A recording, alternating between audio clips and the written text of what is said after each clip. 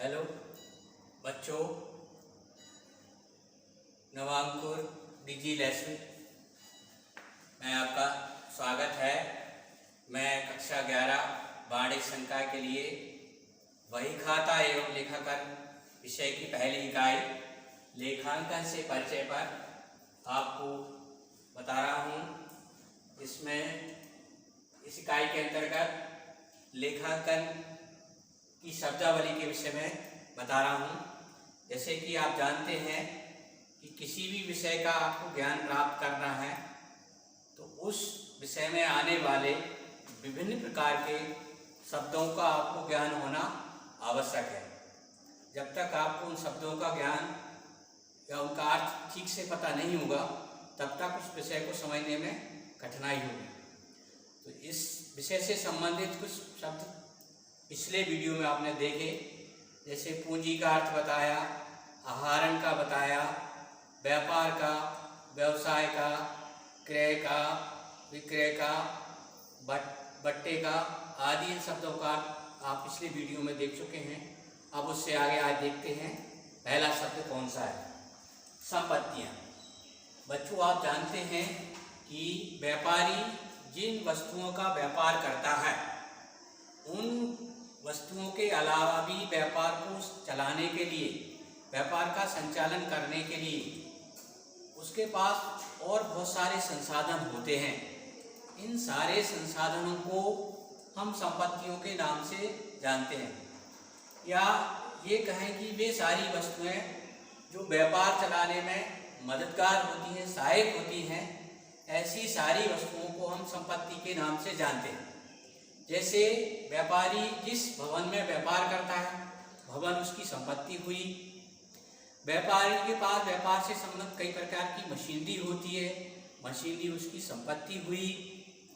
व्यापार के लिए फर्नीचर, पंखा, कूलर, मोटरसाइकिल, कार, ये सारी चीज़ों की आवश्यकता होती है। ये सारी चीज़ें व्यापार की संपत्ति कहलाती है। यहाँ ये बात ध्यान रखना है कि व्यापार में दो तरह की वस्तुएं होंगी। एक वे वस्तुएं जो बेचने के लिए हैं, वो माल के नाम से जानी जाएंगी। एक वे वस्तुएं जो बेचने के लिए नहीं है, केवल उपयोग करने के लिए हैं, व्यापार के संचालन के लिए। ऐसी सारी संसाधनों को, सारी वस्तुओं को व्यापार की संपत्ति कहा जाता है। संपत्तियों को मोटे तौर पर दो भागों में बांटा गया है। एक गैर चालू संपत्तियां और दूसरी चालू संपत्तियां। गैर चालू संपत्तियों का तात्पर्य है कि जिनका जीवन काल 1 वर्ष से अधिक हो, वो गैर चालू संपत्तियां कहलाती हैं। जैसे भवन, भूमि, फर्नीचर, मोटरसाइकिल, गाड़ी आदि। चालू संपत्तियों के अंतर्गत वे संपत्तियां आती हैं जिनका सामान्यतः वे संपत्तियां रोकड़ या 1 साल के अंतर्गत रोकड़ में परिवर्तित हो जाती है। ऐसी संपत्तियों को चालू संपत्तियों के नाम से जानते हैं। जैसे रोकड़ भी व्यापार की संपत्ति होती है। बैंक में रोकड़, वो भी संपत्ति होती है। साल के अंत में जो बिना बिका हुआ माल बचा होता है उसको भी संपत्ति मानते हैं। बहुत सारे लोगों से पैसा लेना होता है, वो भी व्यापार की संपत्ति होती है। इस तरह से संपत्तियां दो तरह की। दूसरा बिंदु है दायित्व। दायित्व का साधारण सा अर्थ होता है देने से होता है। व्यापार में हम बहुत सारे लोगों से उधार वस्तुएं खरीदते हैं, बहुत सारे लोगों से हम उधार सेवाएं लेते हैं, जिसके बदले में हमें पैसा देना होता है। तो जिन लोगों को हमें किन्हीं कारण से पैसा देना होता है, वो सारे के सारे व्यापार के दायित्व कहलाते हैं। जैसे यहाँ एक लेखांकन का नियम है कि पूंजी भी व्यापार का एक दायित्व होती है। यहाँ ये माना जाता है कि व्यापार ने व्यापारी से पूंजी उधार ली है, पूंजी व्यापार का दायित्व हो गया। हमने किन्हीं व्यापारियों से माल खरीदा या संपत्तियां खरीदी तो उनको पैसा देना है, वो भी व्यापार का दायित्व कहलाएगा। कर्मचारियों से हमने काम करवाया, अन्य वस्तुओं की अन्य लोगों से हमने सेवाएं ली, वो उनके बदले में हमें पैसा देना है, वो भी दायित्व कहलाएगा। संपत्तियों की तरह दायित्व दो तरह के होते हैं, गैर चालू दायित्व और चालू दायित्व। गैर चालू दायित्व वे होते हैं जिनका भुगतान हमें 1 वर्ष के बाद करना होता है, वो गैर चालू दायित्व कहलाते हैं। चालू दायित्व वे होते हैं जिनका भुगतान हमें 1 वित्तीय वर्ष के अंदर करना होता है। ऐसे दायित्वों को चालू दायित्व के नाम से जानते हैं।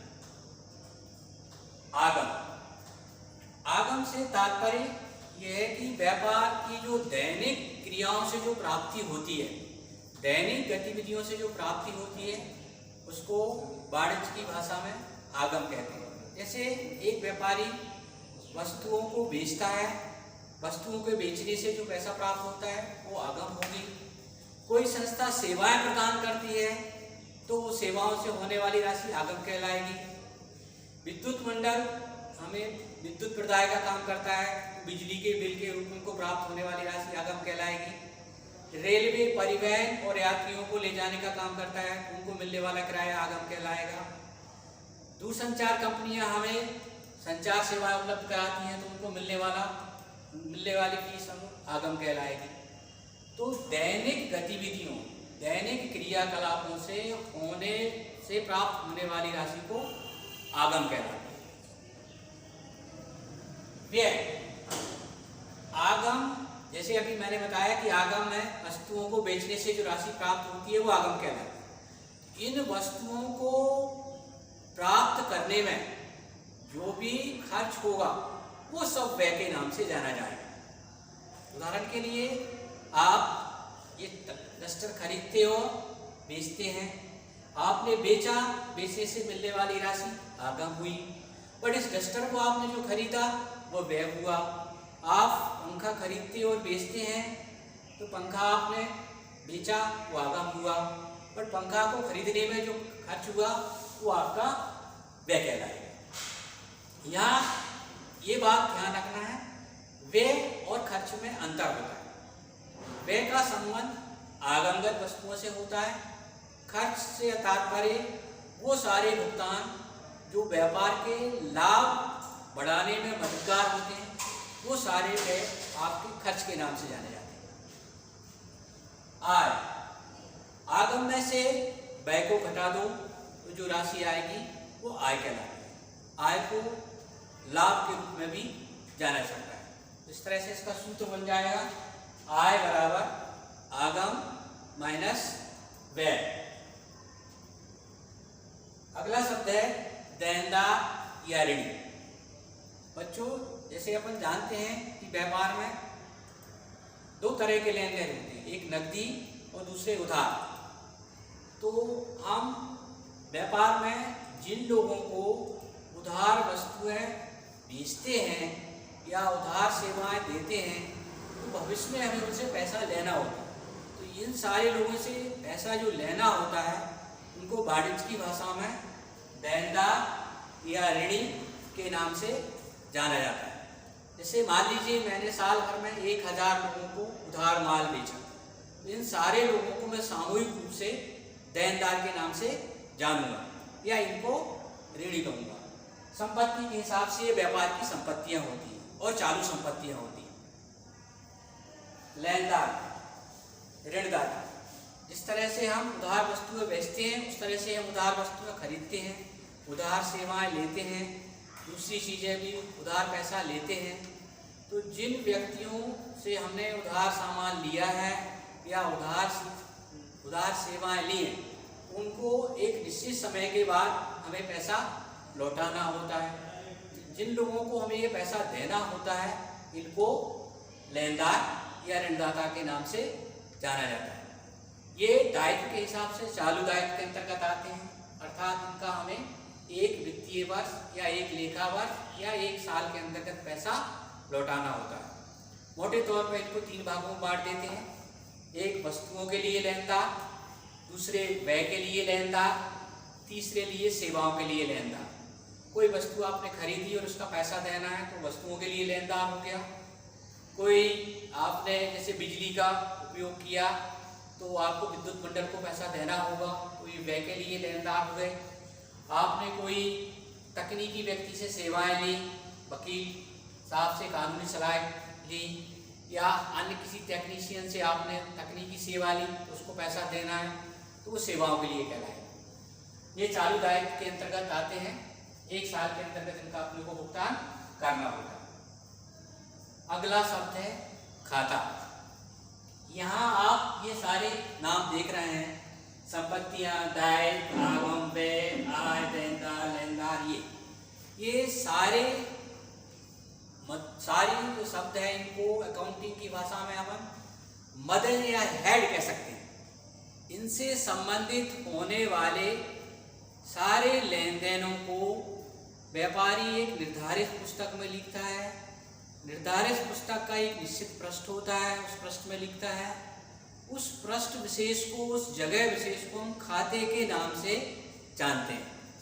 जैसे मान लीजिए मैं ए नाम के व्यक्ति से माल खरीदता हूँ और खरीदने के बाद उसको भुगतान करता हूँ। ए नाम के व्यक्ति से साल भर में मैंने कितना माल खरीदा, कितना पैसा उसको साल भर में भुगतान किया, उसको मैं एक रजिस्टर विशेष में एक पेज विशेष पर, जिसको स्थान कहें, वहाँ लिख लेता हूँ। वो स्थान व्यक्ति का खाते के नाम से कहलाएगा, उसको खाता शब्द यूज करते हैं। इसको इंग्लिश में अकाउंट्स बोलते हैं। ये सब बच्चों बार बार आएगा खाता शब्द। तो यहाँ राम नाम के व्यक्ति से मैंने माल खरीदा, तो राम का मान लीजिए पेज नंबर 1 पर मैंने नाम लिख लिया, तो पेज नंबर ये राम का खाता कहलाएगा।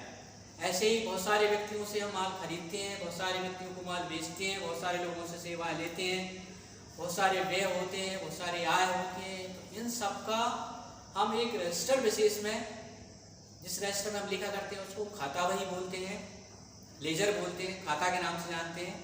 और उस खाता बही में एक व्यक्ति, एक वस्तु, एक आय से संबंधित सारे लेन देनों को लिखा जाता है।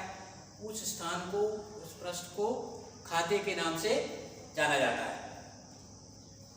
अगला शब्द है नाम या डेबिट। जैसे मैंने अभी आपको बताया कि एक खाता बही में पृष्ठ विशेष को मैंने राम का नाम दिया था। तो जैसे मान लीजिए ये वाला पेज, ये खाता है, राम का खाता है। तो खाते के 2 भाग होते हैं, एक बायां भाग, एक दायां भाग। बाईं ओर के भाग को हम डेबिट के नाम से जानेंगे और दाईं ओर के भाग को हम क्रेडिट के नाम से जानेंगे। जब भी हमें राम का खाता डेबिट करना है तो बाएं तरफ लिखेंगे, और जब भी हमें राम का खाता क्रेडिट करना है तो जमा तरफ लिखेंगे। नाम का एक और अर्थ निकलता है कि जब भी हमें किसी से पैसा लेना बनता है, उससे पैसा लेने की जवाबदारी हमारी हो जाती है, तो वो नाम के नाम से, डेबिट के नाम से, इसको दूसरा शब्द एक और होता है विकलन शब्द के नाम से जानते हैं। डेबिट को शॉर्ट में DR शब्द का इस्तेमाल भी किया जाता है। संक्षिप्त में ये कह सकते हैं कि खाते के बाईं ओर के भाग को हम नाम कहते हैं और दाईं ओर के भाग को जमा कहते हैं। जमा का तात्पर्य ये हो गया, किसी व्यक्ति से हमने कोई सेवा ली तो उसके खाते में हम जमा पक्ष में लिखेंगे, या किसी को हमें पैसा देना, किसी वित्तीय घटना के कारण, किसी व्यापारिक लेन देन के कारण हमें उसको पैसा देना बनता है, उतनी राशि को उस व्यक्ति के खाते में जमा तरफ लिख लेते हैं। तो खाते के दाईं ओर के भाग को जमा कहते हैं। ये दोनों ही महत्वपूर्ण शब्द हैं, इनका बार बार उपयोग होगा। नाम क्या है, जमा क्या है, इंग्लिश में इसको डेबिट और क्रेडिट के नाम से, DR और CR के नाम से बोला है। जमा शब्द का दूसरा रूप समाकलन के नाम से भी जानते हैं, समाकलन भी इसको कहते हैं। तो इस तरह से हम मोटे तौर पे कह सकते हैं कि खाते के बाईं ओर के भाग को नाम बोलेंगे और दाईं ओर के भाग को जमा कहा जाएगा। अगला शब्द है प्रमाण। बच्चों, व्यापार में सामान्यतः वस्तुओं की खरीदी और बिक्री होती है। हम वस्तुएं खरीदते और बेचते हैं, लोगों को पैसा देते और लेते हैं। तो बच्चों जो हम पैसा लेते या देते हैं, वस्तु खरीदते और बेचते हैं, इसके प्रमाण के रूप में हमारे पास एक लिखित अभिलेख होता है, लिखित प्रमाण होता है।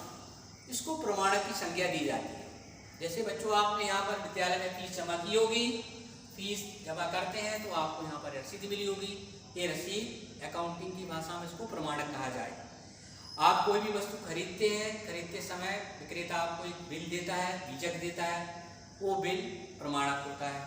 आप किसी व्यक्ति को पैसा देते हैं तो उसके बदले में आप रसीद लेते हैं या वो आपको रसीद देता है, ये प्रमाणक होता है।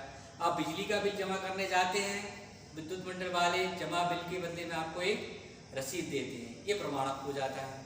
तो व्यापार में जो भी सौदा या वित्तीय लेन देन हुआ है उसका जो लिखित प्रमाण होता है, उस लिखित प्रमाणक को प्रमाणक के नाम से जाना जाता है, या इसको इंग्लिश में वाउचर शब्द भी इस्तेमाल किया जाता है। लेखांकन, जैसे कल मैंने आपको विश्वसनीयता वाला शब्द बताया था लेखांकन सूचना तत्व के अंतर्गत, तो लेखांकन सूचना तत्व में विश्वसनीयता का गुण होना आवश्यक है। वो ये गुण तभी मौजूद होगा जब भी व्यापार में कोई लेन देन जो हुआ है उसका लिखित साक्ष्य हमारे पास होगा। उसी से हम लेखांकन में जो भी हमने वित्तीय लेन देन को लिखा है उस प्रमाणक के माध्यम से उसको सिद्ध करते हैं। तो व्यापार में जितने भी वित्तीय घटनाओं से संबंधित लिखित साक्ष्य होते हैं, लिखित प्रपत्र होते हैं, उन सारे प्रपत्रों साक्ष्यों को हम प्रमाणक के नाम से जानते हैं। अगला है डूबत ऋण। अभी आपने यहाँ देखा, यहाँ देनदार शब्द आया था। देनदार का मतलब हुआ वे सारे व्यक्ति जिनसे हमें पैसा लेना है। तो जब देनदारों से हमें पैसा लेना होता है तो पैसा प्राप्त करने की दृष्टि से हम इनको 3 भागों में बांट देते हैं, एक अच्छे, एक बुरे और एक संदिग्ध। अच्छे का मतलब हो गया इनसे 100% हमें पैसा मिलेगा। बुरे का मतलब हो गया कि 100% किन्हीं कारण से वो हमें पैसा नहीं देंगे। और संदिग्ध का मतलब हो गया कि वो दे भी सकते हैं और नहीं भी दे सकते हैं। तो अच्छों से तो हमें पैसा मिल गया, लेकिन वे देनदार जिनसे 100% हमें पैसे की प्राप्ति नहीं होगी। व्यापार में ऐसा होता है कि कई लोग ऐसे होते हैं जो किन्हीं कारण से आपके पैसे को वापस नहीं करते। तो जिन लोगों से हमें पैसा प्राप्त नहीं हो सकता उनको वाणिज्य की भाषा में डूबत ऋण के नाम से जानते हैं। लागत, बच्चों जो वस्तुएं आप खरीद करके बेचते हैं तो खरीदी हुई वस्तु को विक्रय योग्य बनाने में उस पर होने वाला सारा का सारा खर्चा उसका लागत कहलाता है। जैसे मैं फर्नीचर बनाता हूँ, बना करके फिर उसको बेचता हूँ, तो फर्नीचर को बनाने में मुझे लकड़ी, लोहा और अन्य सामान की आवश्यकता होगी। साथ ही साथ उसको बनाने में मुझे जो बनाने वाला बढ़ई है उसको भी मुझे पारिश्रमिक के रूप में राशि देना पड़ेगी। तो जब फर्नीचर मेरा विक्रय योग्य स्थिति में पहुँच जाएगा उसमें होने वाला सारा का सारा जो खर्च है उसको उसकी लागत के रूप में जानते हैं। और एक और दूसरा उदाहरण मैं देना चाहता हूँ। जैसे आप पंखा खरीद कर लाते हैं, तो पंखा मान लीजिए आप 2000 रुपये का पंखा खरीद के लेके आए और 100 रुपये उस पंखे को लगवाने में आपने इलेक्ट्रीशियन को दिया, तो यहाँ पंखे की लागत आपकी 21 रुपये मानी जाएगी। तो जब वस्तु विक्रय योग्य हो जाती है या वो कार्य योग्य हो जाती है तो वस्तु को खरीदने से लेके विक्रय योग्य बनाने तक या वस्तु को खरीदने से लेके कार्य योग्य बनाने तक होने वाला सारा का सारा खर्च लागत के नाम से कहलाता है। जितनी कम लागत होगी उतना ही अच्छा माना जाता है कि लागत के आधार पर ही हम वस्तु का विक्रय मूल्य का निर्धारण करते हैं। स्कंद या स्टॉक, जैसे कि पहले आपको बताया गया कि व्यापारी वस्तु खरीदता और बेचता है, जिसको माल बोलते हैं, गुड्स के नाम से जानते हैं। तो व्यापारी जितनी वस्तुएं खरीदता और बेचता है तो साल के अंत में ये स्थिति आती है कि मान लीजिए उसने 100 वस्तुएं खरीदी और 100 में से उसने 80 वस्तुएं बेच दी, तो 20 वस्तुएं जो उसके बाद बिना बिकी बची हुई हैं, साल के अंत में बिना बिकी वस्तुओं को स्कंद या स्टॉक के नाम से जाना जाता है। जब हम व्यापार का लाभ हानि ज्ञात करते हैं, व्यापार का सकल लाभ ज्ञात करते हैं, व्यापार के वित्तीय विवरण तैयार करते हैं, तो उस समय हम स्टॉक या स्कंद का मूल्यांकन करते हैं। इसके मूल्यांकन के कई तरीके हैं, लेकिन मोटे तौर पर लेखांकन के सिद्धांतों के आधार पर लागत मूल और बाजार मूल में से जो कम मूल होता है उस मूल पर स्कंद की गणना की जाती है। तो इस तरह से लेखांकन शब्दावली के अंतर्गत पिछले वीडियो और दोनों इस आज के वीडियो को मिला करके लगभग सारे शब्द आ गए हैं। आगे भी और बहुत सारे शब्द आएंगे, तो समय के साथ साथ उनका बताएंगे। आज के लिए बस इतना ही। धन्यवाद।